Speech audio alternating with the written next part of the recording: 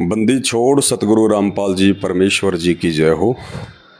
परम पिता परमात्मा, सारी सृष्टि के रचनहार, कुल मालिक, असंख्य ब्रह्मांडों के स्वामी, जगत गुरु, तीनों लोकों में प्रवेश करके सबका भरण पोषण करने वाले राजाधिराज, आत्माधार, नाथों के नाथ, देवों के देव महादेव, सर्वेश्वर, महेश्वर, मृत्युंजय, अजरो अमर, आदि अनादि, सनातनी प्रभु, जगत पिता जगदीश्वर, श्री श्री 1008 की उपाधि के वास्तविक अधिकारी, अकाल मूर्त, शब्द स्वरूपी राम, वासुदेव, सर्वगतम ब्रह्म, परम पूज्य, प्रथम पूज्य, परम संत, परम पुरुष, परम धनी, परम दयालु, आदि अनादि परमेश्वर, सत्य कबीर, हक्का कबीर, अल्लाहु अकबर, जगत के तारणहार, जगत के मुक्तिदाता, जगत के जगन्नाथ, हारे का सहारा, करुणा निधि, दया के सागर,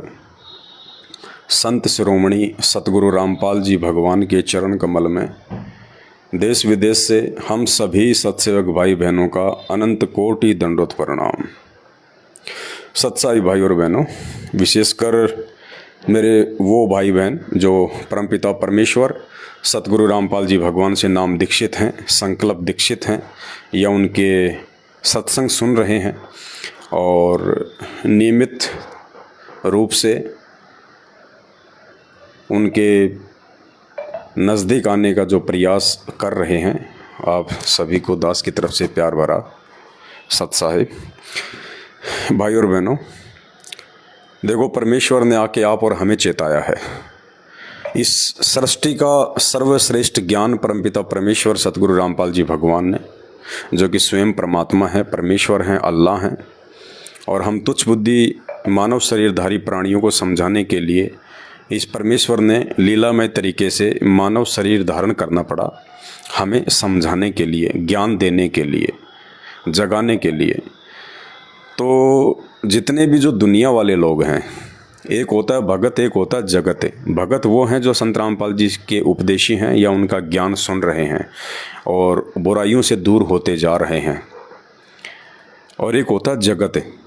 जगत वो हैं जो अभी संत रामपाल जी के ज्ञान से, इस तत्व ज्ञान से, शास्त्रों के यथार्थ ज्ञान से, भक्ति मार्ग से कोसों दूर हैं। मनमुखी रूप से भक्ति करते हैं, मनमुखी रूप से उन्होंने अपने गुरु बना रखे हैं। वो गुरु जैसा उनको शास्त्र विरुद्ध साधना, जप तप, तीर्थ व्रत जो बता देते हैं, वो बेचारे करते रहते हैं, और उन्हें केवल वही मिलता है जो उनके संस्कार में होता है, यानी परमात्मा की तरफ से या भक्ति से उन्हें कोई लाभ नहीं मिलता। तो जो जगत वाले हैं वो अभी संत रामपाल जी से अपरिचित हैं, उनके भक्ति विधान से अपरिचित हैं, और जब तक वे लोग संत रामपाल जी के सत्संग सुनना शुरू नहीं करेंगे तब तक उनके हमारे विचार एक जैसे नहीं हो सकते। हम इंसान एक जैसे ज़रूर दिखाई देते हैं, लेकिन हमारे विचारों में रात और दिन का अंतर रहेगा। क्योंकि कबीर परमात्मा कहते हैं, कबीरा तहाँ जाइए रह संतन की प्रीत, इष्ट मिले और मन मिले, मिले सकल सब रसरीत। तो जब तक ये लोग संत रामपाल जी के सत्संग सुनना शुरू नहीं करेंगे, तब तक ये जगत वाले भाई बहन ना तो अध्यात्म को जान सकते हैं, ना ये गुरु को जान सकते हैं, ना ये परमात्मा को जान सकते हैं, और हमारे और इनके विचारों में थोड़ा बहुत विरोधाभास रहेगा। क्योंकि वो, हम तो उन्हें अच्छे से जान रहे हैं, समझ रहे हैं, पहचान रहे हैं, लेकिन वो बिना संत रामपाल जी के सत्संग सुने हमारे विचारों से वो लोग दूर ही रहेंगे, हमेशा विरोधाभास ही रहेगा। चूँकि दास के फेसबुक पेज पे जगत वाले भाई बहन भी बहुत ज़्यादा हैं, भक्तों से ज़्यादा जगत वाले भाई बहन ही जो है जुड़े हुए हैं, तो संदेशा सभी को देना पड़ता है, इसलिए थोड़ी बातें दास को शुरू में बतानी पड़ती हैं। तो कहने का मतलब है, वर्तमान में हम जितने भी संत रामपाल जी के भगत हैं, हमें विशेष तौर पे सावधानियां बरतनी पड़ेंगी, क्योंकि भक्ति मार्ग की जानकारी परमात्मा ने हमें दी है, और जो व्यक्ति गुरु की शरण में होता है तो नियम मर्यादा भी सबसे ज़्यादा उसी पे लागू होती हैं। जैसे हॉस्पिटल में कोई मरीज़ एडमिट होता है तो हॉस्पिटल के रूल एंड रेगुलेशन, दवाई, उसके नियम, परहेज, सब कुछ उस मरीज़ पे लागू होता है, मरीज़ के जो परिवार वाले होते हैं उन पे लागू नहीं होता। तो परमात्मा ने इस भक्ति रूपी अखाड़े में हम चंद भाई बहनों को सेलेक्ट किया है, तो नियम, कायदे, कानून, मर्यादा आप और हमारे लिए हैं, क्योंकि अंत में मोक्ष भी आप और हमारा ही होना है। तो छोटी छोटी बातें जो समय समय पे परमात्मा के आशीर्वाद से, उनके सत प्रेरणा से आप सभी भाई बहनों को बतानी बहुत ही ज़्यादा ज़रूरी होती हैं, ताकि हम भक्ति मार्ग में, अध्यात्म में हम कोई गलतियां ना करें और हम परमात्मा के दोषी ना बन जाएं, हमारे मोक्ष मार्ग में किसी प्रकार की कोई बाधा ये काल पैदा ना करे। तो परमात्मा की दया, 2 दिन पहले उत्तर प्रदेश के बुलंदशहर में सत्संगति थी, दास सत्संगति में आया हुआ था और अब परमात्मा ने दया बख्शी, दास हरिद्वार आया हुआ है। हरिद्वार से दास अब पंजाब जाएगा, वहाँ भी सत्संगति है परमात्मा के आशीर्वाद से। तो चूँकि सेवा ही हमारी यही है कि हम खुद मर्यादा में रहें, हम खुद परमात्मा की भक्ति करें और जितना हो सके उतना वर्तमान समय में काल के जाल से भाई बहनों को हम जागरूक करें, हम सचेत करें। इससे बड़ी सेवा वर्तमान में इस धरती पे कोई दूसरी नहीं हो सकती कि आप लोगों को परमात्मा से जोड़ रहे हैं और परमात्मा से जुड़ने के बाद आप उनको मर्यादाओं के विषय में समझाते हैं, ताकि वो परमात्मा की विधिवत भक्ति करें, मर्यादित भक्ति करें, जिससे भक्ति का भी लाभ मिले और गुरु भी हमारा हमेशा हमारे से जो है खुश रहे। तो हरिद्वार में दास आया हुआ है एक भगत जी के यहाँ पे, और कुछ बातें हैं जो आपको बताना ज़रूरी है, क्योंकि जब हम जाएंगे तभी हमें पता चलेगा कि कौन कितना मर्यादा में है, कौन क्या कर रहा है, ताकि हमें उनसे शिक्षा मिले, हम लोग जागरूक रहें। तो वैसे तो जो भगत जी हैं, मेरी थोड़ा सा नाम मैं उनका नहीं बता पाऊँगा सिक्योरिटी के लिहाज से, और बाकी एक मैसेज है आप भाई बहनों के लिए। तो भगत जी काफ़ी पुराने हैं, परमात्मा से काफ़ी पहले से नाम दीक्षा ली हुई है। बरवाला कांड 2014 के पहले से ही परमात्मा से नाम दीक्षित हैं, और उसके बाद में भगत जी जो है बरवाला कांड के विषय में काफ़ी कुछ जान गए थे, पहचान गए थे। गुरुदेव भगवान के परिवार वालों से इनके बहुत सारे संपर्क थे, आना जाना था, मिलना जुलना था। गुरुदेव भगवान का जो छोटा भाई है महेंद्र, जो वर्तमान में काल की भूमिका निभा रहा है, भगत समाज की मर्यादाएं तोड़वा रहा है, वो भी यहाँ पे आया था इनके घर पे। और उत्तर प्रदेश का शामली का जो फर्जी नामदान केंद्र है, जो फर्जी आश्रम है, उसको संभाल रहा है देशराज, वो भी इनके घर पे आया था। गुरुदेव का छोटा जो कलयुगी बेटा है, जो फिलहाल एक अच्छे भगत की और एक अच्छे बेटे की भूमिका नहीं निभा रहा है, उसने भी अपना धर्म को धंधा बना के अपना वही सिस्टम उनका चल रहा है। तो ये सब लोग इन भगत जी के पास में आए हुए हैं, यानी ये पुराने भगत हैं। लेकिन सबसे बड़ी जो कमज़ोरी रही इन भगत जी की, वो ये रही कि ये भगत जी लगातार साध संगति से नहीं जुड़ पाए। ये 4-5 साल पहले 1-2 बार साध संगति में आए थे, उसके बाद में ये साध संगति में नहीं आए। कारण कुछ भी रहा हो, अपने काम धंधे में उलझ के रह गए, या कुछ मन में कुछ ऐसा आ गया हो कि भाई क्या करें, अब जब गुरुजी आएंगे तब देखेंगे। बाकी भक्ति अपनी वो कर रहे हैं, उसमें कोई दिक्कत नहीं है, परमात्मा को ही समर्पित हैं। साध संगति के वीडियो भी वो देखते रहते हैं, और उस आधार से इन्होंने काफ़ी कुछ जो क्रियाएँ हैं वो मैनेजमेंट से हटके परमात्मा के ज्ञान आधार से अपने ऊपर लागू की हुई हैं। इनके घर में केवल सतगुरु रामपाल जी भगवान के अलावा दूसरा कोई फ़ोटो देखने को नहीं मिलेगा, चाहे दरबार हो, चाहे इनका जो है एक घर परिवार हो। वैसे समर्पित हैं सतगुरु रामपाल जी भगवान को।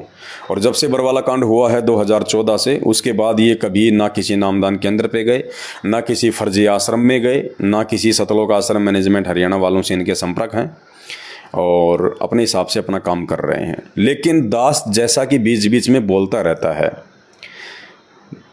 देखो घर बैठ के भक्ति करनी है, ये बात सही है, क्योंकि हमें परमात्मा ने ज्ञान दे दिया, नाम दे दिया, भक्ति विधान के विषय में बता दिया, मर्यादाओं के विषय में बता दिया, सही और गलत के विषय में बता दिया, कर्म कुकर्म के विषय में जो है जानकारी दे दी।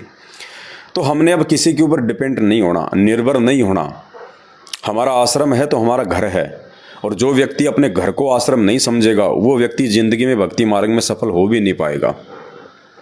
जो व्यक्ति अपने गुरुदेव भगवान को परमात्मा नहीं मानेगा, अंतर्यामी नहीं मानेगा, और शब्द रूप में सदा अपने गुरु को अपने साथ नहीं मानेगा, वो व्यक्ति भी भक्ति मार्ग पे कभी जिंदगी में सफल नहीं हो सकता।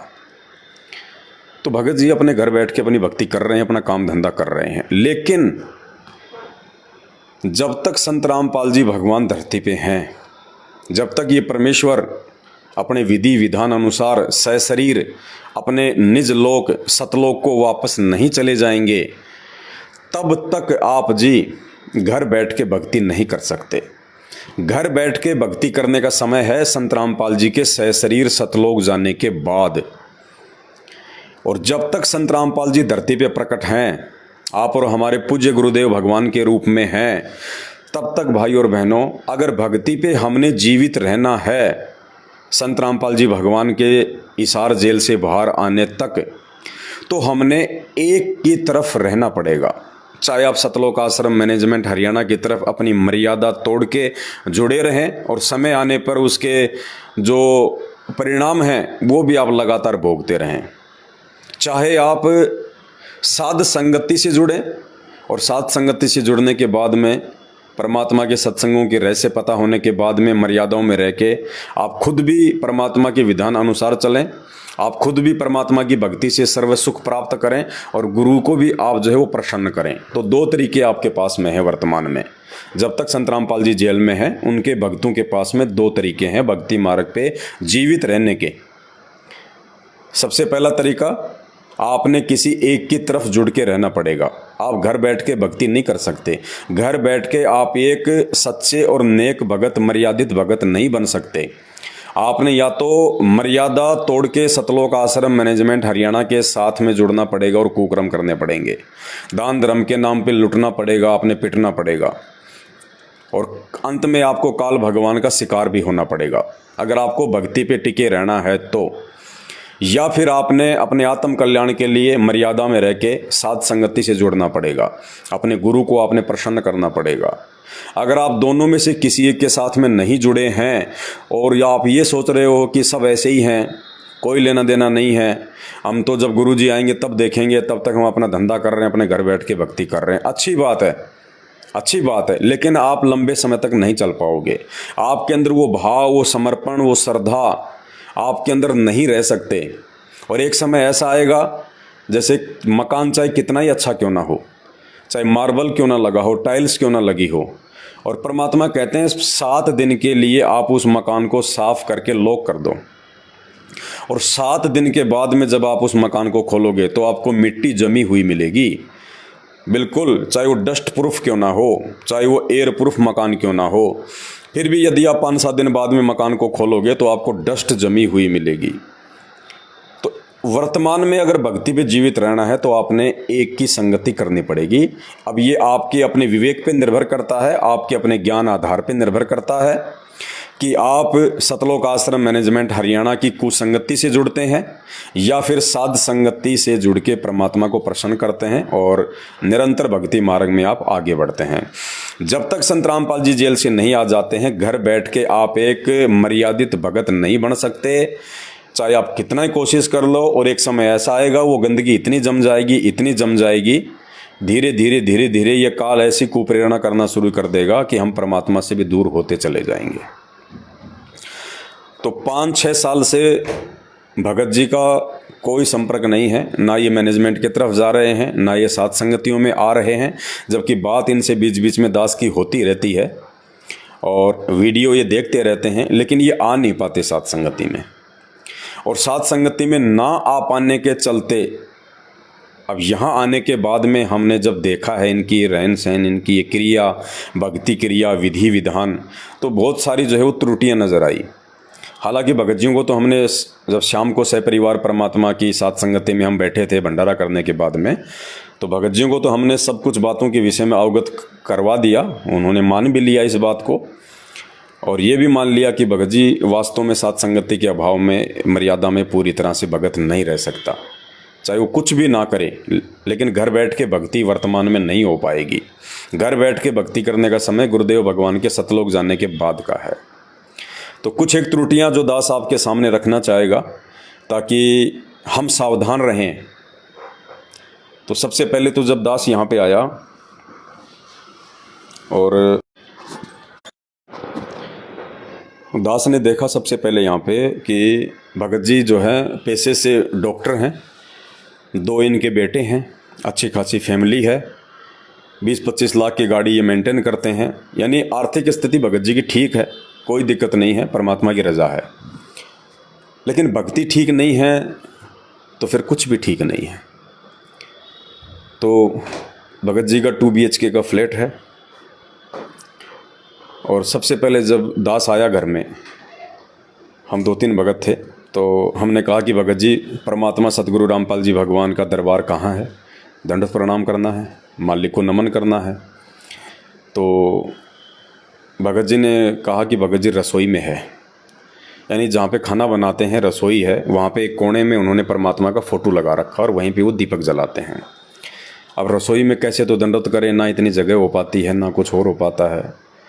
तो दास ने उनको समझाया, भाई जिस परमात्मा ने हमारे को ये कार दी हैं, कोठियाँ दी हैं, जिस परमेश्वर ने हमें ये शरीर दिया है भक्ति के लिए, पिंड प्राण जिन देने दाना और गरीब दास जाकू कुर्बाना, जिस परमात्मा को आधार मान के हम भक्ति मार्ग पे जो है वो चल रहे हैं, हम जी रहे हैं कि ये श्वासें, ये प्राण, ये शरीर, ये पिंड, ये पैसा, ये धन, ये संपदा, ये दौलत, ये मान सम्मान, सब कुछ हमें हमारे गुरुदेव भगवान सतगुरु रामपाल जी भगवान के आशीर्वाद से प्राप्त हुआ है।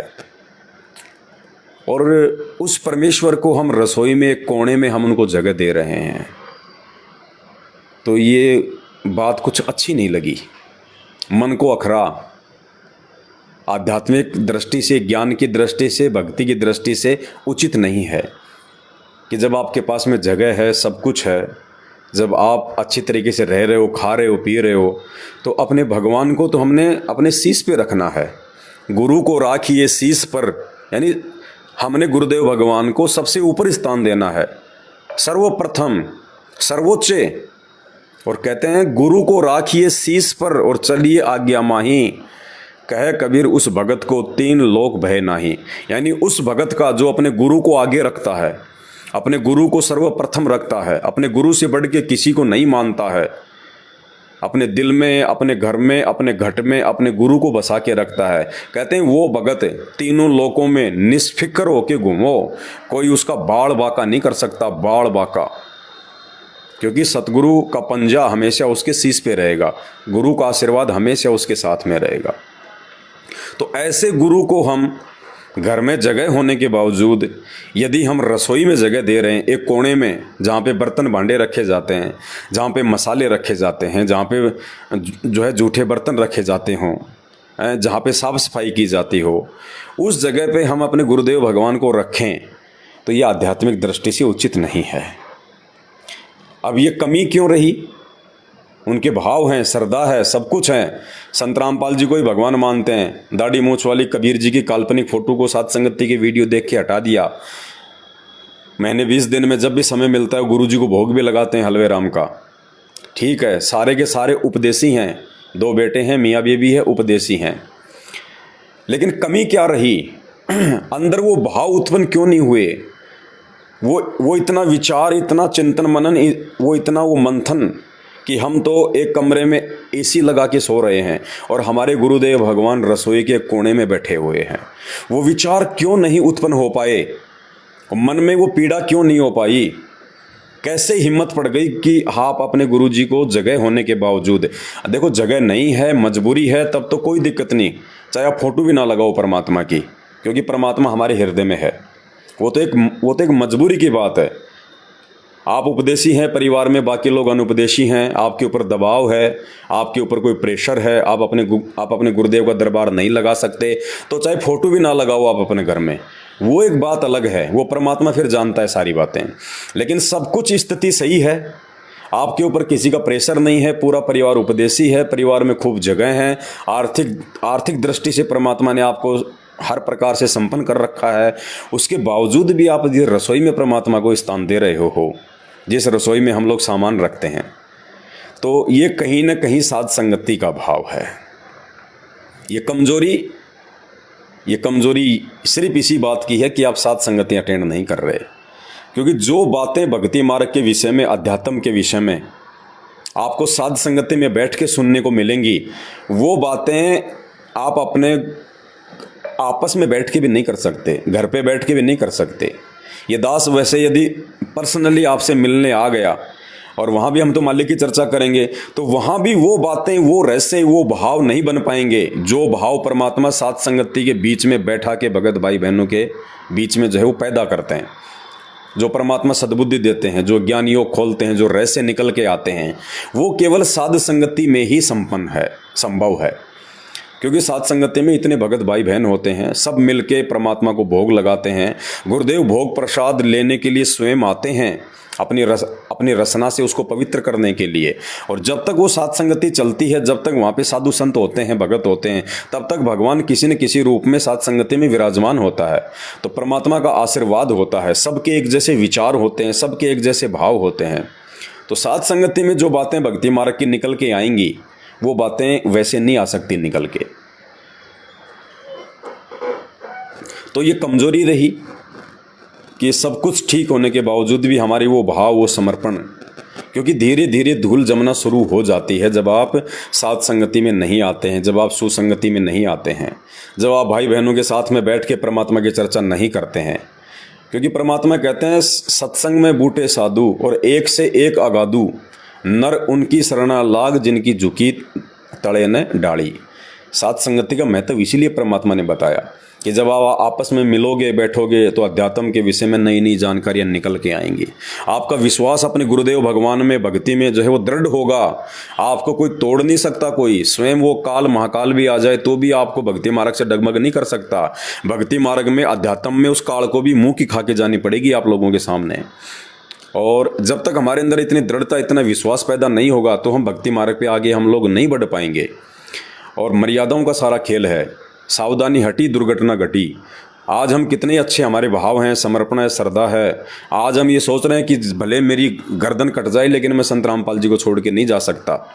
लेकिन पुण्यात्माओं, ये काल का लोक है और मर्यादाओं को परमात्मा ने विशेष महत्व दिया है। न जाने कब किस कारण से आपकी मर्यादा टूट जाए, और जैसे ही मर्यादा टूटी तो परमात्मा कहते हैं जब तक हंसा हमरी आना, काल लगे ना तेरा बाणा। और जैसे ही भगत हमारी मर्यादा से टूटेगा, तुरंत काल का दाव लग जाएगा। परमात्मा की जगह फिर वो काल सवार हो जाएगा। और वही भगत है जिसके पहले विचार इतने भयंकर थे कि मेरा शीश कट जाए लेकिन मैं संत रामपाल जी को छोड़ के नहीं जा सकता इस जन्म में। और वही भगत फिर उनकी बुराइयां भी करने लग जाता है, उनसे हट भी जाता है, दूसरे पंथों में भी वो चला जाता है, वो भक्ति भी छोड़ देता है। क्योंकि फिर हम जीव हैं, हम इंसान हैं, मानवधारी प्राणी हैं, हमारी कोई औकात नहीं है। हम लोग जो है शतरंज की गोटियां हैं, हम लोग मोहरे हैं। यहाँ दो ही खिलाड़ी हैं, केवल वो परमात्मा, कौन? सतगुरु रामपाल जी भगवान, और दूसरा 21 ब्रह्मांड का स्वामी, ब्रह्मा विष्णु महेश का पिता, वो काल। ये केवल दो ही शक्तियां हैं इस ब्रह्मांड में, बाकी सब गोटियां हैं, जीव हैं, इनकी कोई औकात नहीं है। तो ये जो 21 ब्रह्मांड जो है, ये एक शतरंज का गेम है। जैसे शतरंज का आता है ना वो चौकोर सा, तो ये जो 21 ब्रह्मांड है और विशेषकर जो ये पृथ्वी लोक है, ये वो शतरंज का जो है वो बोर्ड है। और दो खिलाड़ी बैठे हैं, एक काल और एक दयाल। दयाल सतगुरु रामपाल जी भगवान और काल ब्रह्मा विष्णु महेश का पिता। ये दो खिलाड़ी हैं जो आमने सामने हैं, हार और जीत के लिए हैं। वो चाहेगा मैं जीतूं, दूसरा चाहेगा मैं जीतूं, हारना कोई नहीं चाहेगा। ये पृथ्वी एक शतरंज का मैदान है और हार जीत का फैसला जो होता है वो होता है मोहरे से, गोटियां। तो जितने भी किस ब्रह्मांड में जो प्राणी हैं मानव शरीरधारी, वो गोटियां हैं। तो भाई ये गोटी यानी ये इंसान यदि उस काल के हाथ में आ गया तो काल अपने हिसाब से नचाएगा। और यदि ये गोटियां, ये प्राणी यदि अपने गुरुदेव भगवान की मर्यादा में रहेंगी, अपने गुरुदेव की आज्ञा में रहेंगी, मर्यादा में रहेंगी, अपने गुरुदेव के हाथ में रहेंगी, तो फिर ये परमात्मा इस प्राणी को चलाएगा, ये परमात्मा ही गोटियां फेंकेगा। यानी गोटियों की कोई औकात नहीं है कि वो 12 आ जाएं, 16 आ जाएं, वो किसी को जिता दें या हरा दें। नहीं, वो गोटियां फेंकने वाले के ऊपर है। तो हम जीवों की कोई औकात नहीं है। तो भाई और बहनों, बिना मर्यादा के हम भक्ति मार्ग में टिक नहीं पाएंगे और धीरे धीरे काल हमें अपनी तरफ खींच लेगा। इसलिए जब तक संत रामपाल जी भगवान हिसार जेल से बाहर नहीं आ जाते हैं, अगर भक्ति मार्ग पे मर्यादा में रह के अगर जीवित रहना है और यदि शरीर छोड़ने के बाद सतलोक जाना है, तो भाई आपको साध संगति, आपको सुसंगति में आना पड़ेगा। और यदि आपको मर्यादा तोड़ के अकाल मौत मरना है, काल के मुंह में जाना है, अपना सर्वनाश करवाना है, और संत रामपाल जी के आने तक आपको भक्ति मार्ग पे भी रहना है, तो फिर आपने सतलोक आश्रम मैनेजमेंट हरियाणा की कुसंगति में जाना ही पड़ेगा। यदि आप नहीं जाओगे तो धीरे धीरे भक्ति मार्ग से दूर हो जाओगे। तो साध संगति नितांत आवश्यक है। आपने एक की संगति करनी पड़ेगी। अब ये आपके अपने विवेक पे है, क्योंकि परमात्मा ने हमारे को बुद्धि दी है, आध्यात्मिक ज्ञान दे दिया, दुनिया का सर्वश्रेष्ठ ज्ञान दे दिया। एक को आपने चुनना पड़ेगा कि मुझे किसकी तरफ रहना है, वरना आप गुरुदेव के बाहर आने तक भक्ति मार्ग पे जिंदा नहीं रह पाओगे। क्योंकि आने वाला जो समय है 2 से 3 या 4 वर्षों का, वो भयंकर समय होगा। वो मर्यादा तोड़ने का समय होगा, विश्वास को डगमग करने का समय होगा। क्योंकि परिस्थितियां इस कदर बिगड़ेंगी। भविष्यवाणी, भविष्यवक्ता क्या बोलते हैं हमें कोई मतलब नहीं है। हमारे गुरुदेव भगवान जो सबसे बड़े भविष्यवक्ता हैं, उनसे बड़ा कोई अंतर्यामी नहीं, कोई भविष्यवक्ता नहीं। गुरुदेव भगवान ने जो भविष्यवाणी अपनी पुस्तकों में अपने हाथ से लिख दी, वो होना है। और गुरुदेव भगवान ने भोगेगा अपना कियारे, एक पुस्तक है उनकी, भोगेगा अपना कियारे, जो उन्होंने सतलोक आश्रम बरवाड़ा में 2014 जेल में जाने से पहले लिख दी थी।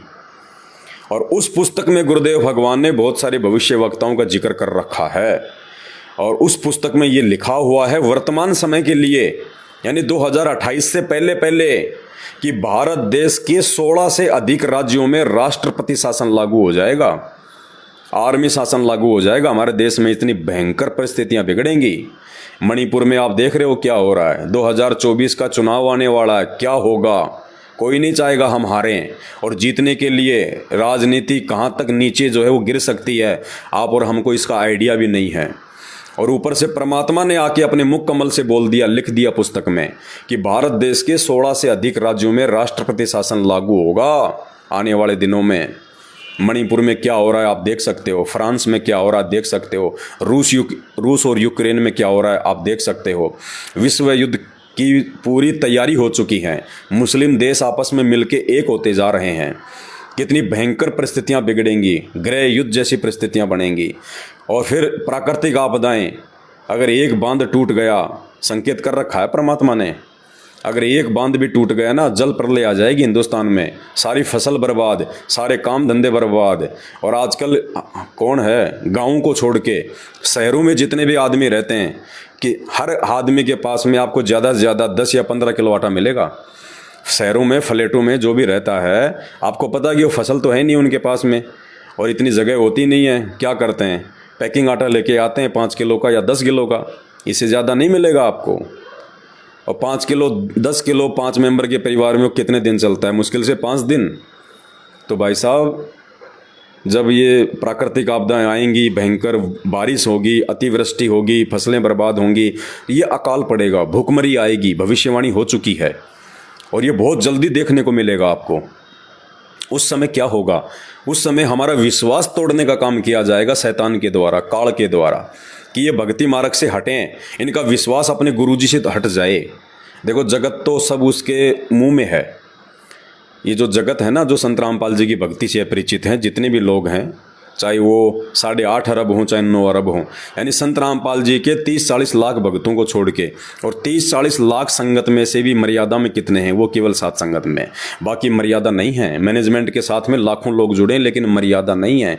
वो संत रामपाल जी की भगत नहीं है, डॉक्यूमेंट्री भगत हैं। बस नाम लिया था उस समय, उन्होंने जो लिखा पढ़ी की थी, अपना नाम गाँव पता लिखवाया था, बस वो फॉर्मेलिटी के भगत हैं, डॉक्यूमेंट्री भगत हैं, फोरम में भगत हैं, मर्यादा में भगत नहीं है।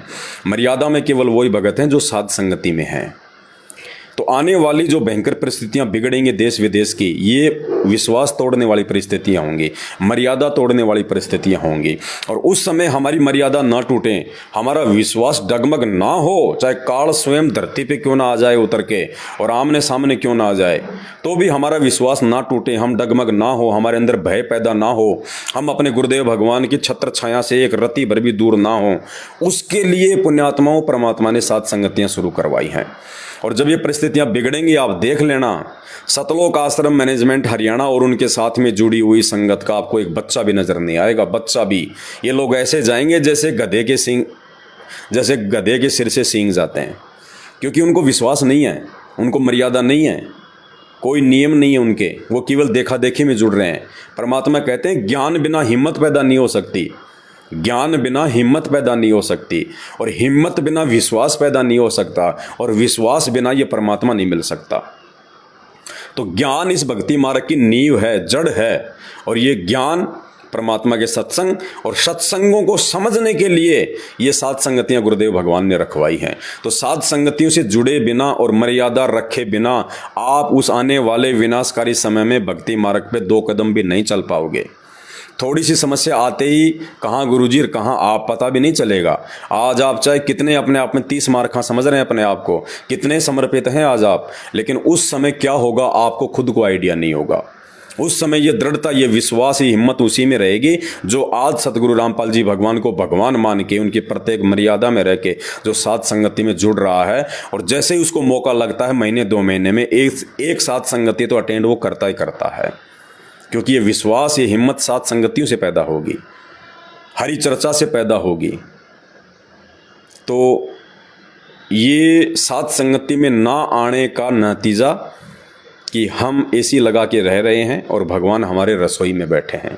तो आप में से भी यदि कोई भाई बहन इस प्रकार की गलतियां कर रहा है, भले मकान छोटा आपके पास में, अरे हम ये शरीर के कपड़े हैं, ये मैले हो जाते हैं, हम इनको साफ़ करते हैं, इनकी कीमत क्या है? ये 150 रुपये की टी शर्ट, 200 रुपये का लोवर, इनको भी हम अलमारी में रखते हैं कि ये मैले ना हो जाएं, ये गंदे ना हो जाएं, क्योंकि मुझे दोबारा पहनने हैं, क्योंकि ये कपड़े मेरी जो है वो इज्जत बढ़ाएंगे। यदि हम कपड़ों को साफ़ सुथरा रखेंगे, आयरन करके रखेंगे, और जब हम उनको मार्केट में पहन के जाएंगे तो लोग हमारे को क्या कहेंगे? अच्छा आदमी है, ठीक आदमी है, सभ्य आदमी है। और एक ऐसे मैले कुचेले कपड़े पहन लें तो लोग कहेंगे बस ऐसा ही है, नॉर्मल आदमी है। तो ये कपड़े भी हमारी जो है वो इज्जत बढ़ाते हैं। इसलिए इन कपड़ों को भी, जिनकी कीमत क्या है 400-500, लास्ट 1000 रुपये का जोड़ा होगा, उसको भी हम अलमारी में रखते हैं सेफ जगह पे कि ये गंदे ना हो जाएं, रिंकल ना पड़ जाएं। और जबकि पता कि 1.5 साल में इनको फेंकना है, ये गंदे हो जाएंगे, जो है ये फट जाएंगे, ये पुराने हो जाएंगे, 1-2 साल में इनको फेंकना भी है। उसके बावजूद भी हम इनको अपनी इज्जत के लिए, अपने शरीर की सेफ्टी के लिए हम इनको एक मतलब सुरक्षित जगह पे रखते हैं, मकान में, अलमारी में। रसोई में कोई नहीं रखता कपड़े। सबको पता कि वहाँ पे छोकन लगेगा, वहाँ पे धुआं उठेगा, वहाँ पे गंदगी होगी, वहाँ पे छींटे लग जाएंगे। इसलिए इन कपड़ों को हम वहाँ भी नहीं रखते रसोई में एक कोने में कि चलो यहाँ रख देता हूँ और यहाँ बाद में मैं इन कपड़ों को पहन लूँगा। और भगवान जो कभी मैला नहीं होता, जो हमें सारे सुख देगा, जिसकी कीमत का कोई आइडिया नहीं है, उस भगवान को हम रसोई के कोने में रख रहे हैं, साध संगति से ना जुड़ने का परिणाम। तो ये गलती यदि आप में से कोई भाई बहन कर रहा है तो भाई आंखें खोल लेना। सतगुरु रामपाल जी भगवान और इनके दरबार से बढ़ के हमारे लिए, हमारी ज़िंदगी में दूसरी चीज़ का कोई महत्व नहीं होना चाहिए। इससे बढ़कर दुनिया में कोई चीज़ अनमोल नहीं है। और अनमोल चीज़ को, अरे और तो छोड़ो, 10-20 रुपये होते हैं, वो भी हम रसोई में नहीं रखते कि कोई उठा ना ले जाए, नुकसान ना कर दे। वो 10-20 रुपये भी हम लोग पॉकेट में या फिर पर्स में या फिर अलमारी में रखते हैं, लॉक में। और ये भगवान जिसकी कीमत का कोई आइडिया नहीं है, कोई लगा ही नहीं सकता इसकी कीमत, बेशकीमती है, तो अनमोल वस्तु है, इसको हम ऐसे रख रहे हैं वहाँ पे। तो साथ संगति से ना जुड़ने का परिणाम। तो सबसे पहला जो माइनस पॉइंट यहाँ पे दिखाई दिया। और साथ संगति का मतलब यही है कि हम जो देखें, अगर अच्छी चीज़ है तो उसके बारे में भी हम भाई बहनों को बताएं ताकि उनका विश्वास बढ़े। और यदि कोई माइनस पॉइंट है उसको भी हम बताएं ताकि ये गलती यदि कोई दूसरा भाई बहन कर रहा है तो वो भी जो है वो सचेत हो जाए, गलतियां करने से बचें। तो सबसे पहली चीज़ ये। दूसरी चीज़, जैसे हम लोग सुबह उठे, रात को साथ संगति हुई, रात को सो गए, सुबह फिर जब उठे, फ्रेश व्रेश हुए, नित्यनेम करने के लिए तैयार हुए, उससे पहले बहन एक कटोरी में बाहर से ये फूल तोड़ के लाई। अब मुझे नहीं पता ये किस चीज़ के हैं, ये फूल बाहर से फूल तोड़ के लाई और परमात्मा के जो है वो दरबार में रख दिया। क्योंकि रात को फिर हमने एक फ़ोटो गुरु जी की, जिस कमरे में हम सो रहे थे वहाँ पे हमने एक टेबल पे रखवा दिया कि बहन यहाँ रखो। क्योंकि हमने सतगुरुदेव भगवान को भोग लगाया, हलवे राम का, खीर राम बनाई, भंडारा बनाया, तो परमात्मा को भोग लगाना था। तो फिर हमने एक कमरे में टेबल पे जो आप देख रहे हैं आप पीछे परमात्मा का, छवि। यहाँ पे हमने जो है दीपक जलवा दिया था, आप देख रहे हैं, और यहाँ हमने परमात्मा का जो है दरबार लगवा दिया। तो सुबह उठते ही बहन बाहर गई थी दूध वगैरह लाने के लिए, तो उधर से ये फूल भी तोड़ के ले आई। अब मुझे नहीं पता कि ये रोज़ तोड़ के लाती हैं या आज ही लाई हैं तोड़ के, मैंने नहीं पूछा। तो मैंने बहन को कहा कि बहन ये हमारे मार्ग में नहीं है, ये परमात्मा है, ये पूर्ण परमेश्वर है, ये फूलों से प्रसन्न नहीं होता, ये लड्डू से प्रसन्न नहीं होता, ये जलेबी से प्रसन्न नहीं होता। इस परमात्मा को यदि प्रसन्न करना है तो सबसे बड़ा फूल है मर्यादा। इस परमात्मा को यदि हमने खुश करना है तो मर्यादा से बढ़कर अर्पित कुछ नहीं कर सकते। ये परमात्मा भाव का भूखा, ये फूलों का भूखा नहीं है। साधु भूखा भाव का, धन का भूखा नहीं। जो कोई धन का भूखा वो साधु भी नहीं। परमात्मा इन फूलों से प्रसन्न नहीं होगा। और फूल इस भक्ति मार्ग में यथार्थ सत्य कबीर पंथ में पूजा में फूल यूज नहीं होते, ना ही नकली और ना ही असली। जब ये असली फूल ही पूजा में प्रयोग नहीं होते हैं इस मार्ग में, संत रामपाल जी भगवान के मार्ग में, तो नकली फूलों की तो कोई जगह है ही नहीं इस मार्ग में। नकली और आडंबर का तो काम ही नहीं है। ये फूल हमने नहीं तोड़ने हैं, क्योंकि ये भी परमात्मा की आत्माएं हैं। ये जड़ योनि है, एक होती है चेतन और एक होता जड़। हम इंसान हैं, जितने भी ये पशु पक्षी हैं, ये सब जो है वो चेतन योनि में आते हैं, जो चलते हैं फिरते हैं, आभास करते हैं, सारा चीज़ है। और ये जो पेड़ पौधे हैं ये हैं, ये जड़ योनि हैं, यानी इनको सब कुछ आभास होता है। जब पेड़ को हम लोग जब काटते हैं तो उसको भी महसूस होता है, क्योंकि पेड़ जो है वो बढ़ रहा है, पेड़ हमारे को जो है वो फल दे रहा है, पेड़ हमारे को ऑक्सीजन दे रहा है। वो भी एक योनि है। जो व्यक्ति मानव शरीर में भक्ति नहीं करते उनको फिर वो योनियाँ प्राप्त होती हैं, कष्ट भोगते हैं फिर वो।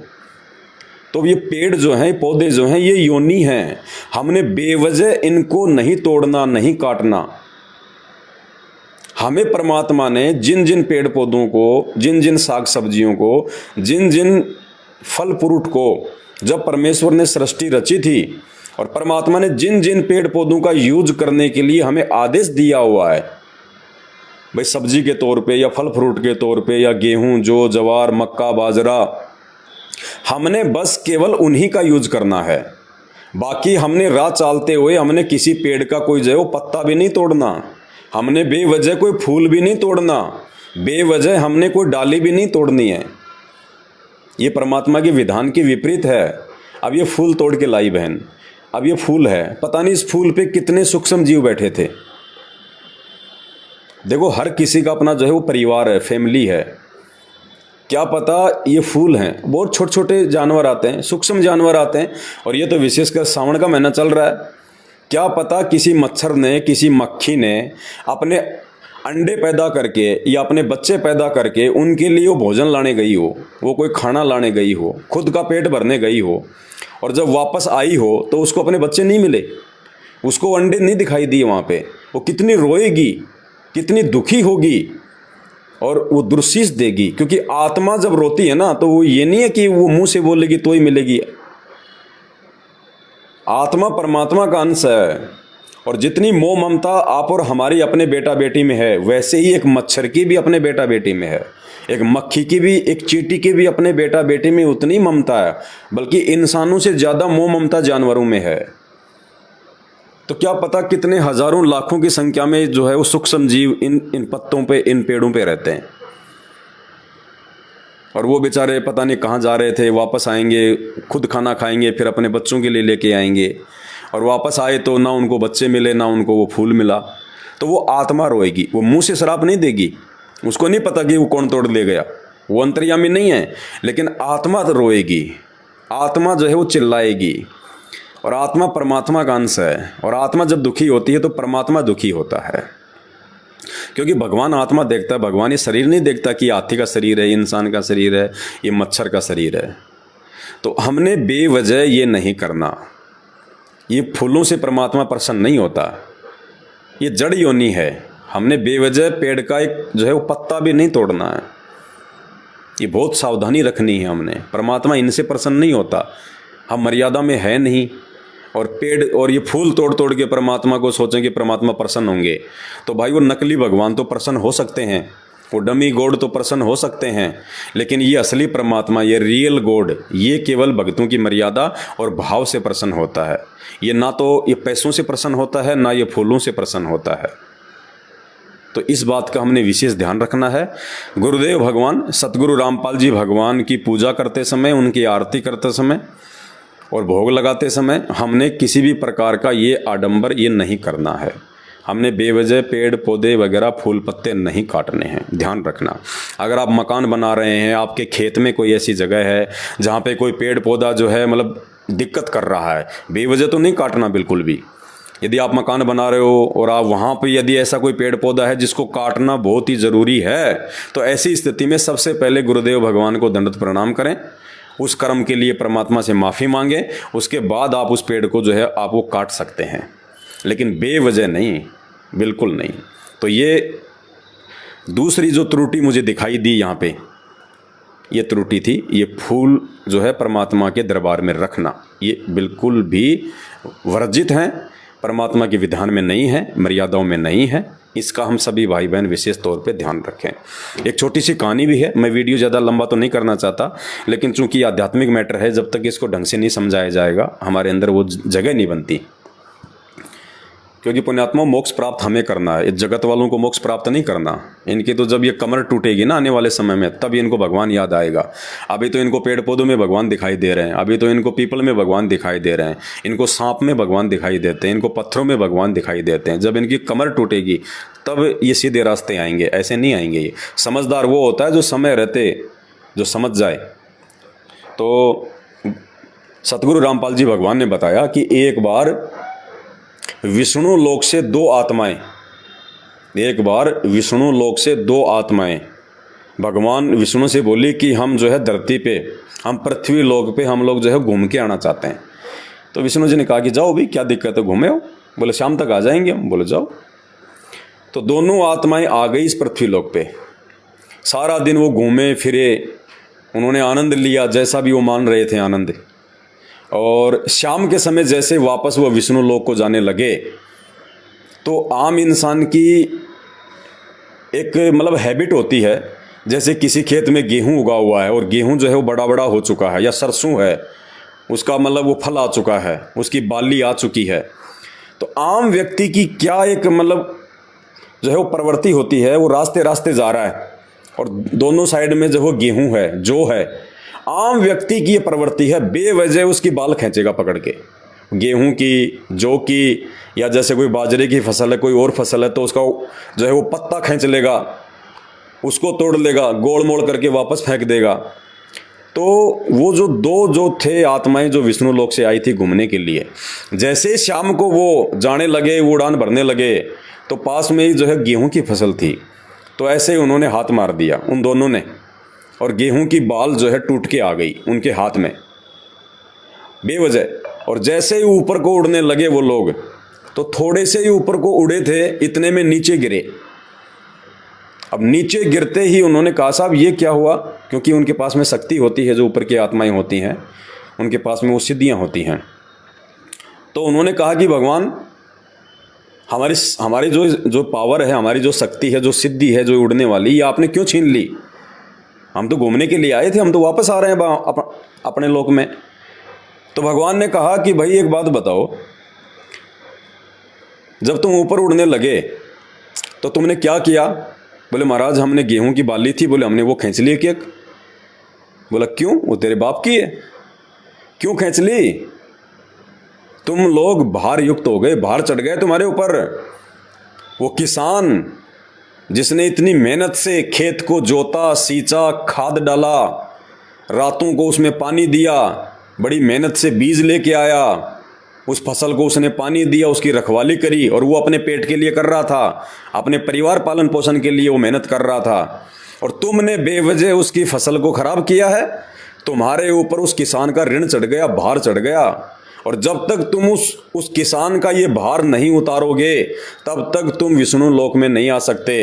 यानी मृत लोक है, पृथ्वी लोक है। जब तक जीव का मतलब ऋण है, तब तक वो मुक्त नहीं हो सकता।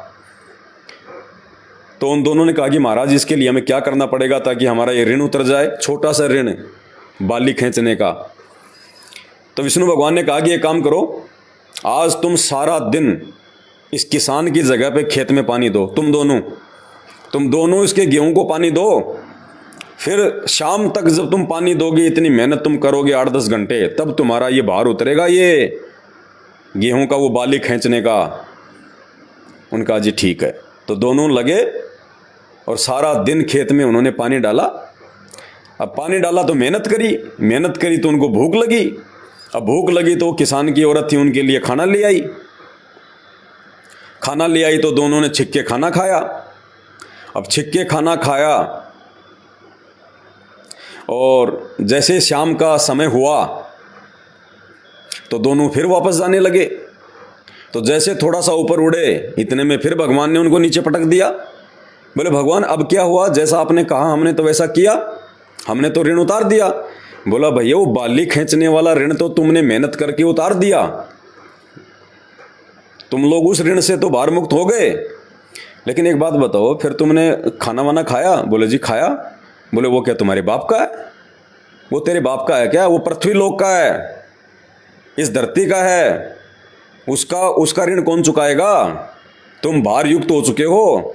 इस पृथ्वी ने गेहूं उत्पन्न किया था, इस किसान ने उत्पन्न किया था, वो मेहनत करके लाई थी बना के, और तुमने जो खाना खा लिया। भाई तुम जो मेहनत कर रहे थे वो तो तुमने जो पिछली बार जो गलती की थी, तुम तो उसका भार उतारने के लिए कर रहे थे, और तुमने इनका खाना खा लिया, तुम इनके ऋणी हो गए, इनका भार तुम्हारे ऊपर और चढ़ गया। अब ये खाना खाने वाला भी ऋण उतारना पड़ेगा भाई। तो बोले महाराज इसके लिए क्या करें? बोला पूरी रात पानी दो, पूरी रात मेहनत करो, चाहे इसके भैंसों का चाहे तुम गोबर उठाओ, चाहे जो मर्जी करो, और हाँ अगर दोबारा कुछ खा लिया पी लिया फिर भार चढ़ जाएगा, उतारना पड़ेगा, उससे पहले नहीं आ सकते। तो बड़ी सावधानी से उन दोनों ने खाना खा ही लिया था और पूरी रात उन्होंने पानी दिया। अब खाना खा लिया, शरीर में जाएगा तो भाई साहब वो तो फ्रेश होने के लिए भी फिर, क्योंकि तो बॉडी ऐसी है, तो सुबह दोनों को लेटरिन लगी, तो दोनों ने खेत में साइड में जाके लेटरिन किया और फिर शाम को वापस जाने लगे, पानी भी नहीं पिया, भयभीत थे। फिर जैसे शाम को उड़ने लगे, भगवान ने फिर नीचे कर दिया। बोले भगवान अब क्या हुआ? बोले हुआ क्या नहीं, सब कुछ हो गया। बोले क्या महाराज? बोले हम तो कुछ खाया ही नहीं, कुछ पिया नहीं अब उसके बाद। बोले खाया ही नहीं पिया नहीं, लेकिन तुमने लेटरिन किया? बोले महाराज किया। तो बोले वो धरती तुम्हारे बाप की है जो तुमने वजन डाल दिया, तुमने धरती को गंदा कर दिया, तुम्हारे बाप की है क्या? धरती का ऋण चढ़ गया। तो फिर परमात्मा ने बताया कि वो दो पारखद, पता नहीं कितने युग बीत गए, वो आज तक इसी धरती पे फंसे पड़े हैं, ये काल छोड़ता नहीं है। तो भाई और बहनों, बेवजह भक्ति मार्ग में आने के बाद, संत रामपाल जी भगवान के भगत बनने के बाद में हम लोगों ने यदि कहीं पे कोई पानी भी पीना है किसी का, तो कितना सोच समझ के पीना है। इसीलिए परमात्मा ने हमारे को ये अन्नदेव की आरती दी है। कहीं भी खाना खाने से पहले, पानी पीने से पहले और खाना खाने के बाद, पानी पीने के बाद अन्नदेव की आरती इसलिए ज़रूरी है कि हमारे ऊपर इस गंदे लोक का किसी का ऋण ना चढ़े, किसी का भार ना चढ़े। हम कहीं रिश्तेदारी में चले जाते हैं, खाना खाते हैं, वो भार हमारे ऊपर ना चढ़े। इसके लिए सतगुरु रामपाल जी भगवान की भक्ति से सर्वोत्तम भक्ति इस दुनिया में नहीं है, जिन्होंने हर प्रकार से ऋण मुक्त करने के लिए हमारे को पूरा कोर्स दिया है, पूरा कंप्लीट कोर्स। इसलिए साथ संगति में जुड़ने की आवश्यकता है, ताकि पहली बात तो हम उस रिश्तेदारी में आना जाना, फालतू की यार दोस्ती के पंगे में पड़ना, रिश्तेदारों में, बर्थडे में, मैरिज एनिवर्सरी में, ब्याह शादी में, किसी धार्मिक प्रोग्राम में हमने जाना ही नहीं। अरे मुक्त होना है यहाँ से। अब की बार अपने गुरुदेव भगवान को देख के चलना पड़ेगा कि जब से हम संत रामपाल जी भगवान को जानते हैं, तब से संत रामपाल जी भगवान कब रिश्तेदारी में गए, कब उन्होंने भात भरा, कब उन्होंने छूछक भरा, कब उन्होंने यार दोस्त बनाए, कब अपने यार दोस्तों के साथ पार्टी में गए, पिकनिक पे गए, घूमने के लिए गए, कब उन्होंने जगत का खाया। हमने गुरु को देख के भक्ति मार्ग पे चलना पड़ेगा, नहीं तो भार मुक्त नहीं हो सकते। तो भाई और बहनों, साथ संगति में जुड़ना इसलिए नितांत आवश्यक है, वरना ये काल हमें भार मुक्त नहीं होने देगा। अब वो जो भी था इस पे जो जीव बैठे हुए थे, अब वो मर गए बेचारे। कोई बच्चे थे, उनके माँ बाप बाहर गए थे, वापस आए, उनको बच्चे मिले नहीं, उनकी आत्मा रोएगी। आत्मा रोएगी तो भाई धर्मराज तो फिर सत का राज धर्मराय कर ही अपना किया सबे दंड भर ही। तो धर्मराज कह देगा कि भैया तूने क्यों किया ये पाप, तेरे गुरुजी ने तो तेरे को कभी कहा नहीं कि तुम मेरे लिए तुम फूल लेके आओ, मेरी पूजा करो। ये ढोंग और आडंबर तो इस काल की भक्ति में है, सतगुरु की भक्ति में थोड़ी है। तो ये हमने आडंबर करने से बचना है भाई और बहनों, ध्यान रखना। दो चीज़ हो गई। तीसरी चीज़ जो मैंने नोट की,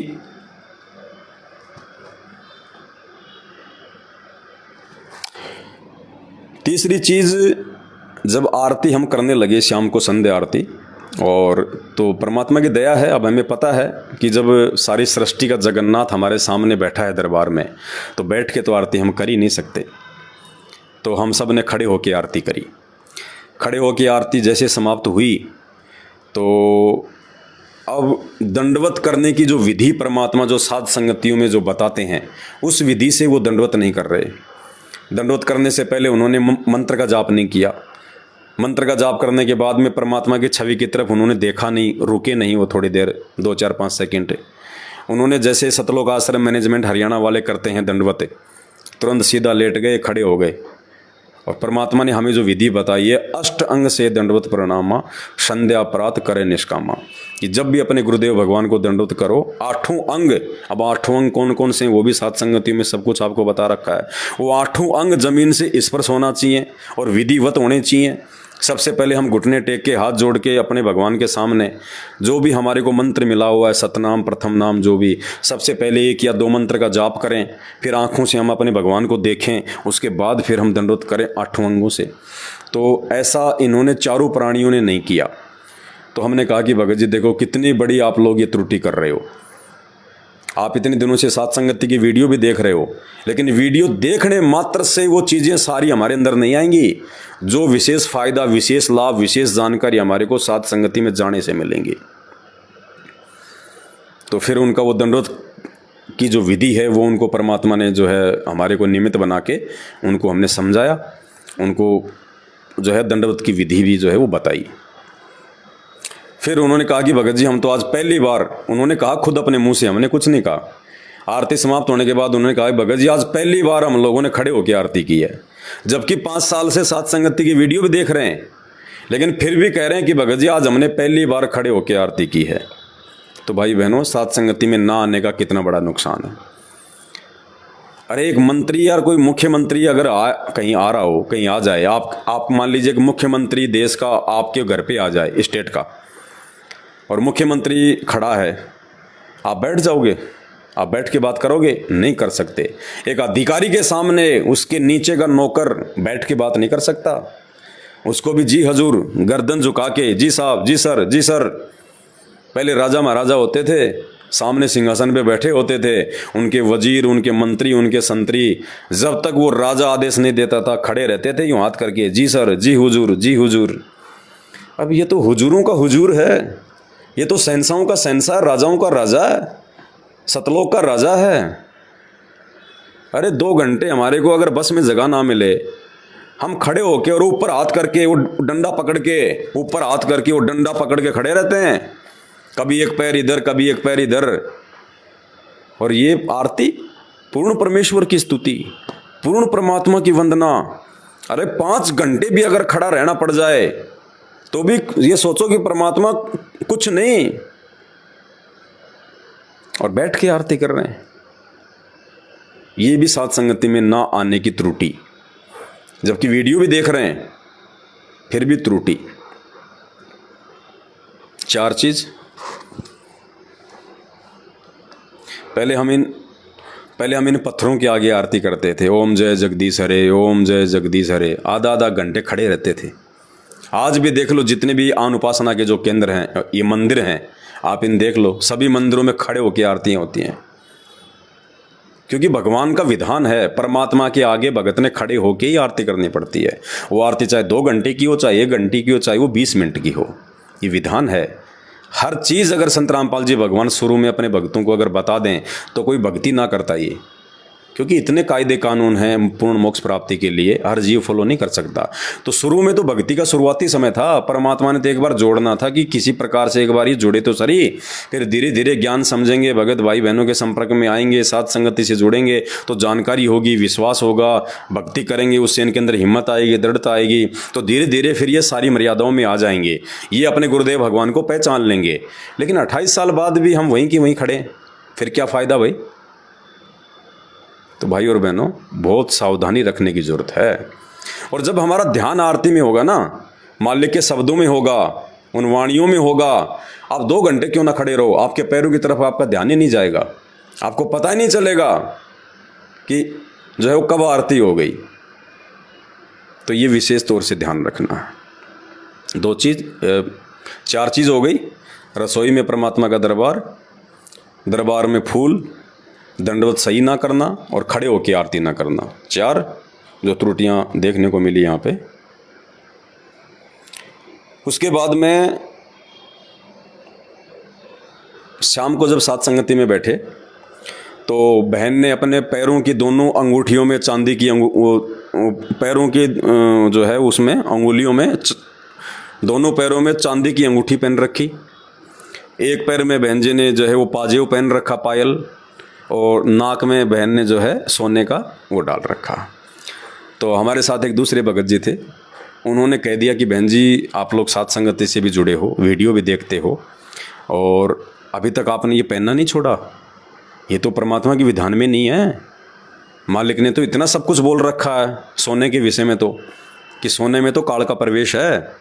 जब द्वापर युग में जब काल आया इस पृथ्वी पे, इस कलयुग में, तो राजा जो है परीक्षित से उनका आमना सामना हुआ था। तो राजा परीक्षित से उसने वरदान मांग रखा है 3-4 चीज़ों में निवास करने का। कहाँ पे?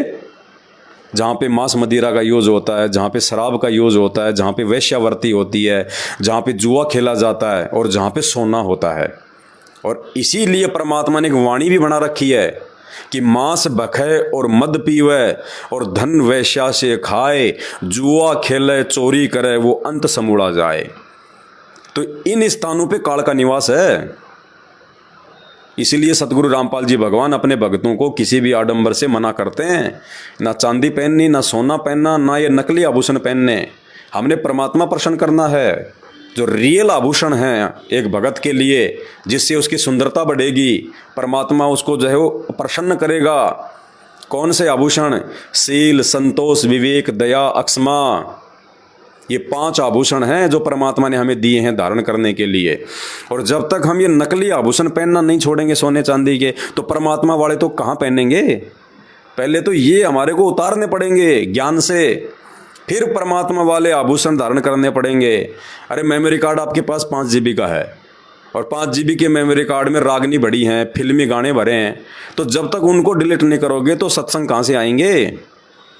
तो जब तक हम इस काल की बकवादों से नहीं हटेंगे, ये सोने चांदी, ये नकली आभूषण, आर्टिफिशियल ज्वेलरी हैं, जब तक हम इनसे दूर नहीं हटेंगे, और इनसे दूर हटा जाएगा ज्ञान से, देखा देखी से नहीं हटोगे, शर्मा शर्मी में किसी के कहने से दबाव में आके 4 दिन उतार दोगे, 5 दिन उतार दोगे, फिर पहन लोगे। जब तक अंदर से ये रोग नहीं मिटेगा, अंदर से जब तक वो हमारे को ज्ञान नहीं होगा, तब तक हम इन चीज़ों से नहीं हट सकते। जब तक हम अपनी सोच से नहीं हटेंगे, जब तक हम खुद विचार करके नहीं हटेंगे, तब तक हम परमात्मा के नज़दीक नहीं हैं। तो बोला बहन जी पहले तो आप ये उतारो, अगर वास्तव में इस परमात्मा को पाना चाहती हो तो। बाकी तो दुनिया भक्ति कर रही है, आडंबर करके तो दुनिया भक्ति कर रही है बहन जी। कबीर पंथ में लाखों करोड़ों लोग जुड़े हुए हैं, वो भी तो कबीर जी को भगवान मानते हैं, वो भी तो ये ज्ञान है, सब कुछ यही है। ऐसे मोक्ष नहीं होगा, परमात्मा के प्रत्येक विधि विधान में चलना पड़ेगा। अगर ये सोना चांदी पहनने से अगर हमारी सुंदरता बढ़ती है, तो परमात्मा ने जब हमारे को मानव जन्म दिया, हमारे शरीर में 9 छेद दिए परमात्मा ने, 9 छिद्र। तो परमात्मा क्या इतना बावड़ा था क्या? जिस परमात्मा ने 9 छेद हमारे शरीर में वो करके भेजे हैं, वो परमात्मा 2 छेद दोनों कान में और 1 छेद नाक में भी डाल देता। क्या दिक्कत आ रही थी उसको कि बाहर जाके मेरा बेटा चांदी पहनेगा, सोना पहनेगा, सुंदर लगेगा? लेकिन नहीं, ये इंसान के लिए नहीं है। ये काल हमारे से बकवाद करता है, क्योंकि जो सोने चांदी की जो खान जो हैं, ये सोना चांदी जो इस धरती में जो पैदा हुआ है, ये शंकर भगवान के वीर्य से पैदा हुआ है। जब शंकर भगवान ने काम वासना में आके जब मोहिनी के जब उसको पीछे से उसको पकड़ लिया, उसको बांध भर ली, और जब शंकर भगवान का काम वासना से वशीभूत हो गए, जब उनका वीर्य संकलित हो गया, उस समय जहाँ जहाँ उनका वीर्य गिरा इस पृथ्वी पे, वहाँ वहाँ सोने चांदी की ये खान बन गई। तो ये सोना तो काल के पुत्र का है, तो सतगुरु का भगत तो धारण भी नहीं कर सकता इसको। सतगुरु रामपाल जी भगवान ने तो यहाँ तक आदेश दे रखा कि सोना तो हमने अपने वो जो है घर पे भी नहीं रखना, घर पे भी पहनना तो दूर, सोना हमने अपने घर पे भी नहीं रखना, क्योंकि ये काल है, और जब तक काल आपके पास में है तो परमात्मा आपसे दूर रहेगा। तो सबसे पहले तो ये नकली आभूषण छोड़ें, उसके बाद परमात्मा के जो असली आभूषण हैं, शील, संतोष, विवेक, दया, क्षमा, हम इनको धारण करें अपने जीवन में। तो बहन ने जो पैर का जो था पायल वो तो निकाल दी थी शाम को, बाकी अंगूठी और नाक का जो सोने का था वो नहीं निकाला। तो दबाव देखो किसी पे हम नहीं दे सकते, हालांकि हम उन्हीं के घर पे बैठे हुए हैं। अभी हम लोग आगे की यात्रा पे निकलेंगे, पंजाब की तरफ जा रहे हैं परमात्मा के आशीर्वाद से, साथ संगति में। भले गाड़ी नहीं अपने पास में, कोई बड़ी बात नहीं है, लेकिन ये परीक्षा है। परमात्मा ये देखता है कि ये सेवा और भक्ति छोड़ते हैं कि नहीं छोड़ते हैं, इनमें थोड़ा बहुत आलस्य आता है कि नहीं आता है। गाड़ी परमात्मा लाख दे दे, सतलोक आश्रम मैनेजमेंट हरियाणा यदि हमारी एक गाड़ी चोरी करके ले गया तो कोई बड़ी बात नहीं है, परमात्मा तो लाखों गाड़ियां दे देगा आने वाले समय में।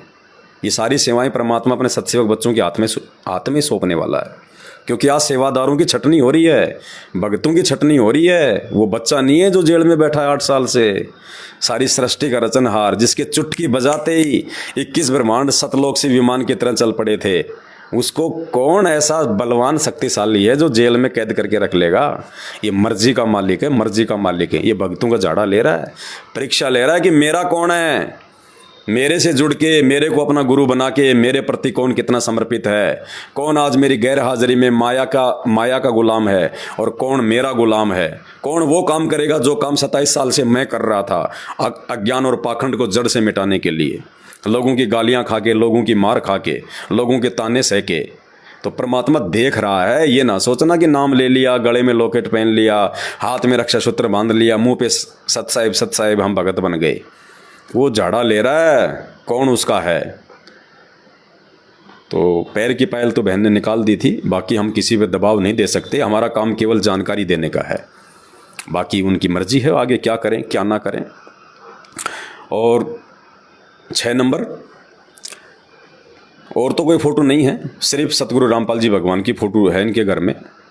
और लेकिन उनका जो बेटा है जो बड़े वाला, उस बेटी की एक फ़ोटो जैसे मॉडलिंग टाइप होती है ना, जैसे जोश में खिंचवाते हैं मॉडलिंग टाइप में, बढ़िया दिखने के लिए, सुंदर दिखने के लिए, फिर उसको मोबाइल पे डालते हैं, फेसबुक पे डालते हैं। तो बेटी की एक फ़ोटो है, फ़ोटो तो मैं आपको दिखा नहीं सकता, उधर वहाँ से आया फ़ोटो में। तो जीन्स पहन रखी है, काली शर्ट पहन रखी है, हाथ में बढ़िया घड़ी ले रखी है बाजू, और यूँ बालों में हाथ देकर यूँ मुस्कुरा रहा है, पैर पे पैर रख के यूँ। अब आते ही मैंने देखा, मैंने कहा भाई मामला तो डगमग है। तो फिर हमने बैठ के समझाया इनको कि देखो हमने ये नहीं करना है, क्योंकि ये अहंकार का प्रतीक है, ये हवा भरता है काल हमारे अंदर, सुंदर दिखना, ये इस प्रकार की। क्योंकि जब जब हम उस फोटो को देखेंगे, परमात्मा ने क्या कहा हमारे को कि भैया 3 कमरे हैं, एक कमरे में साधु संतों की फोटो लगी है, उस कमरे में जाओगे तो आपके अंदर वही वैराग्य उत्पन्न हो जाएगा, साधुता आएगी ऑटोमेटिक। दूसरे कमरे में भगत सिंह के, चंद्रशेखर आज़ाद के, उस शहीदों की फोटो हैं, तो वहाँ जाते ऑटोमेटिक जोश पैदा हो जाएगा, ऑटोमेटिक। क्योंकि जिस चीज़ को हम देखेंगे वो गुण हमारे अंदर ऑटोमेटिक आएंगे। और एक कमरे में अर्धनग्न फोटो लगी हैं, लेडीज़ की फ़ोटो लगी हैं, जो फिल्मी जो ये अभिनेत्रियां हैं इनकी फ़ोटो लगी हैं। तो उन फोटोओं को देखते मन में काम वासना, उल्टे विचार, गंदी सोच ऑटोमेटिक आएगी। तो इसी प्रकार दास ने कहा कि आपके बेटे ने अपनी जो फ़ोटो जो ये सलमान खान की तरह जो लगवा रखी है, तो जब जब ये इस फोटो को देखेगा तो इसके अंदर वो भाव उत्पन्न होंगे, चाहे उसको अहंकार कह लो, चाहे मानबड़ाई कह लो, चाहे काल की हवा कह लो। तो ये भक्ति मार्ग में नहीं चलता। हमारे विचार बिगड़ेंगे, मैले होंगे, दूषित होंगे। तो दास ने कहा कि या तो इसको आग लगा दो या इसको फेंक दो तोड़ मरोड़ के, घर में भी नहीं रखने। कहीं ये सोचो कि लो साहब यहाँ से हटा कर हमने इसको जो है लपेट के किसी कागज़ में और हमने इसको जो है मतलब बेड में रख दिया, नहीं। वो भी जो है वो बीमारी है। 2 महीने में 6 महीने में कभी सामान निकालोगे, फिर वो फोटो सामने आएगी, फिर मन में वही विचार आएंगे। तो रोग को ही ख़त्म करो। तो फिलहाल तो लगी हुई है फोटो, अब देखो हटाएंगे नहीं हटाएंगे, ये तो उनकी अपनी मर्जी है कि अपन किसी के साथ ज़बरदस्ती थोड़ी कर सकते हैं। और तो ये 6 जो थी त्रुटियाँ, ये परमात्मा की दया से मालिक ने दास को सद्बुद्धि दी, दास ने नोट की। और आप सभी भाई बहनों को दास ने बताना भी उचित समझा, क्योंकि ज़रूरी भी है कि हम गलतियाँ करने से बचें। हम तभी सफल हो पाएंगे भक्ति मार्ग पे, तभी हमारा पैर सतलोक में जा सकता है जब हम इन छोटी छोटी बातों को लेके हम सजग रहें, सावधान रहें। तभी हम दूसरों को समझा पाएंगे, हम दूसरों को सावधान जो है वो कर पाएंगे। नहीं तो पुण्यात्माओं, परमात्मा कहते हैं काल कसाई तक तक मारे पग पग पे यो बाणा। ये मौके की तलाश में है कि कब ये छोटी से छोटी गलती करे और कब इसको नीचे गिराऊं। और एक बार ये प्राणी सतगुरु की मर्यादा से नीचे गिर जाए, फिर ये काल उसको गधा बना के छोड़ देता है। फिर ये चाहे जो मर्जी करे, क्योंकि इसका एग्रीमेंट है भगवान के साथ। इसने परमात्मा से एग्रीमेंट कर रखा है कि परमात्मा आप नीचे जाओगे, ज्ञान दोगे, जीवों को सतलोक ले जाओगे। ये मालिक एक दया करना, क्या भाई परमात्मा आप अपना ज्ञान देना, आप अपनी जानकारी देना, आप भक्ति का विधान बताना, आप उनको कर्म और कुकर्मों की जानकारी देना, सही और गलत की जानकारी देना। ये परमात्मा ज़बरदस्ती किसी के साथ ना करना। जो आपकी आज्ञा में रहे, जो आपकी मर्यादा में रहे, जो एक भगत बन के रहे, उसी को आप सतलोक ले जाना। बाकी जो आपकी मर्यादा, आपकी आज्ञा में ना रहे, परमात्मा उसको मत छेड़ना, वो मेरे मुंह में रहेगा। तो परमात्मा ने कहा कि तथास्तु, ऐसे मूर्खों को ले जाके भी मैं क्या करूँगा। तो भाई और बहनों, हमने तो छोटी से छोटी गलती करने से बचना है वर्तमान में। ये विशेष वो समय चल रहा है।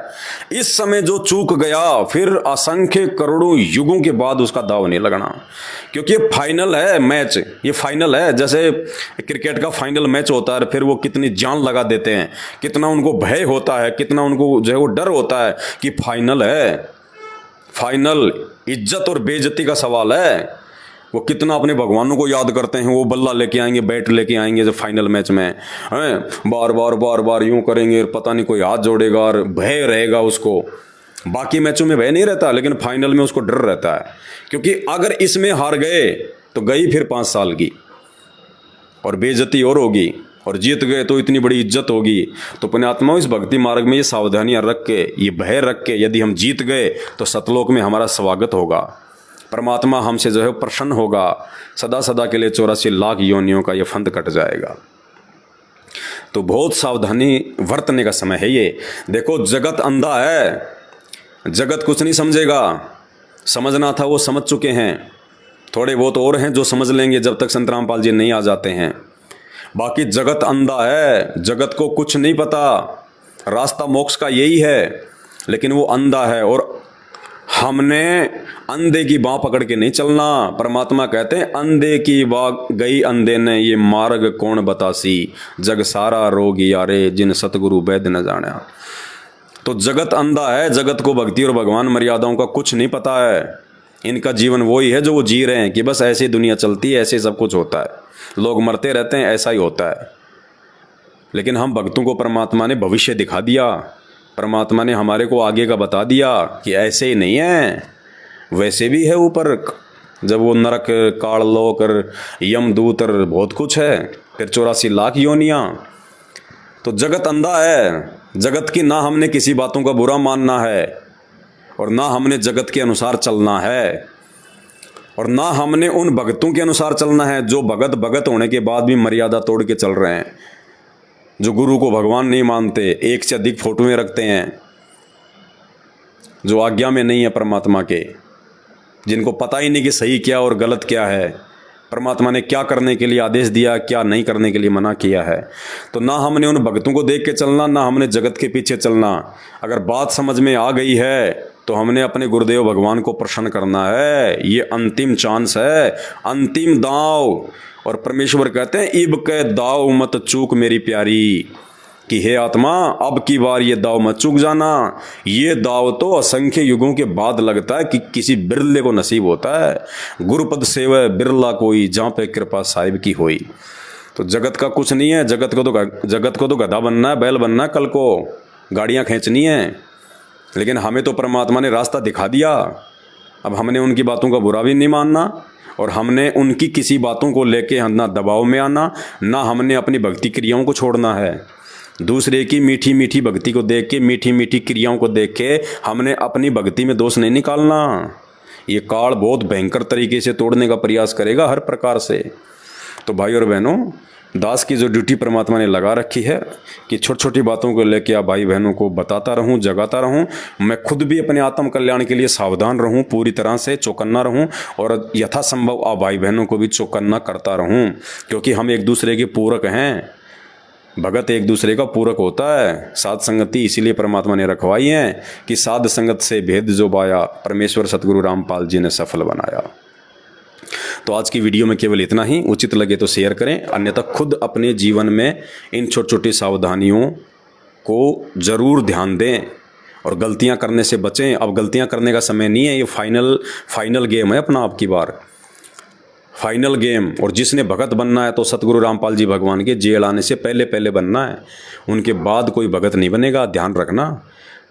बाद में तो ऐसी आपत्ति आने वाली हैं, लोग हाथ खड़े कर करके रोएंगे जब पता चलेगा कि धरती पे संत रामपाल जी के अलावा और कोई नहीं है, कोई देव महादेव नहीं है। तो बाद में तो लूला, लंगड़ा, काना, गूंगा, बहरा, अज्ञानी, मूर्ख सब उनके पीछे दौड़ पड़ेंगे। तो उस समय कोई जो है वो नहीं हो पाएगा कि कौन भगत है, कौन है भगत है। ये छटनी परमात्मा आज कर रहा है भाई। चंद आत्माएं जाती हैं मालिक के साथ में, जहाज के जहाज भर के, ना कभी गए ना कभी जाने वाले। ये तो एक टीचर होता है ना स्कूल में, बच्चों का मनोबल बढ़ाने के लिए वो भी बोल देता है कि बच्चों पढ़ो, सब पास होंगे, सब अब की बार जो है वो अगली उसमें जाएंगे वो क्लास में। लेकिन पास कितने होंगे वो तो रिजल्ट पे निर्भर करेगा, वो तो परीक्षा में क्या लिखेगा वो तो उसके ऊपर निर्भर करेगा। टीचर के कहने से बच्चा पास नहीं होता। तो गुरुजी की ये बातें बोलने मात्र से कि बच्चों जहाज के जहाज भर के जाएंगे, फिर गुरुजी ये भी कहते हैं कि जहाज में वो बैठेगा जो मर्यादा में रहेगा। वो जहाज में मर्यादा तोड़ने वाला जहाज में नहीं बैठ सकता उसमें। गुरुजी ने फिर ये कंडीशन भी लगा दी। और एक सत्संग में गुरुजी ने ये भी कह दिया कि अरबों खरबों जाएंगे तो अरबों खरबों रह भी जाएंगे। तो भाई और बहनों, परमात्मा की वाणियाँ हैं, गुरुपद सेव बिरला कोई, और जहाँ पे कृपा साहिब की होई। और ये संसार विघन की घाटी, कोई निकलेगा बिरला सूर। तो अब की बार मौका है, एक से अधिक बिरले हो सकते हैं, अब की बार एक से अधिक ये मौका है। और परमात्मा कहते हैं अकलमंद एक गणा, बिना अकल के लाख। परमात्मा को भीड़ की जरूरत नहीं है सतलोक में। हमारे सतलोक ना जाने से परमात्मा का कोई काम नहीं अटक रहा। ये तो हमें चिंता होनी चाहिए, हमारा स्वार्थ है, गुरुजी का स्वार्थ नहीं है। तो भाई और बहनों, ये आत्मचिंतन, ये मंथन, ये भय, ये इतना डर मर्यादाओं को लेके कहीं हमारे गुरुजी नाराज न हो जाएं, ये साध संगति से पूरी तरह जुड़े बिना एक जीव के अंदर नहीं आ सकते। और जब तक इतना भय नहीं होगा तब तक भाई और बहनों हम सतलोक नहीं जा सकते। जन्म दर जन्म, जन्म दर जन्म, 84। तो ये फाइनल गेम है अब की बार फाउल नहीं होना। सारे फाउल पॉइंट परमात्मा ने बता दिए। बची कुछ ही जो कसर थी परमात्मा ने साध संगति के माध्यम से पूरी कर दी। अब भी यदि कोई नालायक व्यक्ति अपने पैर पे कुल्हाड़ी मारता है तो ये उसकी अपनी खुद की गलती है, इसमें गुरुजी का कोई दोष नहीं। तो इसी के साथ आज का वीडियो समाप्त करता हूँ। आगे परमात्मा प्रेरणा करेंगे, छोटी छोटी बातों के लिए दास लाइव आता रहेगा। बंदी छोड़ सतगुरु रामपाल जी भगवान की जय हो।